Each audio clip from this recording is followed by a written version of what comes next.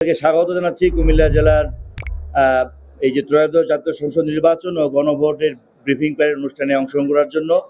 এবারের নির্বাচনে আমরা বাংলাদেশ পুলিশের আমাদের ভোট কেন্দ্রে মোট পুলিশ সদস্য মোতায়েন থাকবে ৩,৯৭৯ জন, বাংলাদেশ সেনাবাহিনীর ২,০৫০ জন, বাংলাদেশ বিজিবির ৫০০ জন এবং বাংলাদেশ আনসার বাহিনীর ১৯,৩৮৩ জন।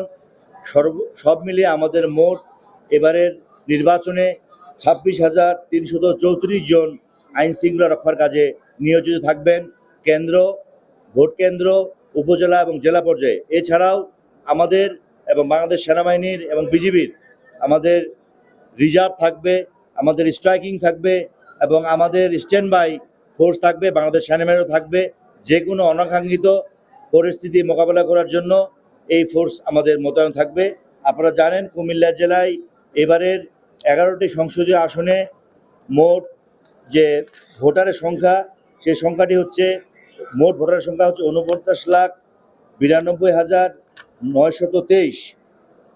এই ভোট কেন্দ্রের এই যে 49,92,923টি ভোটারের জন্য আমাদের এবার 26,000 যে আইন শৃঙ্খলা বাহিনী রয়েছেন তারা দায়িত্ব পালনে বদ্ধপরিকর। আমরা আপনাদের সহযোগিতা কামনা করছি। এবারে ভোটে আমরা নির্দেশনা দিয়েছি সর্বোচ্চ পেশাদারিত্বের সাথে ভোট হবে সুষ্ঠু, নিরপেক্ষ এবং শান্তিপূর্ণ। আমরা সকল ব্যবস্থা গ্রহণ করেছি ইতিমধ্যে।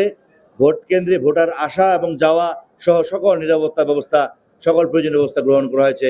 আশা করছি ইনশাআল্লাহ শান্তিপূর্ণভাবে আগামী 12ই ফেব্রুয়ারি কুমিল্লাবাসী ভোট প্রদান করতে পারবেন। আপনাদের সকলকে ধন্যবাদ।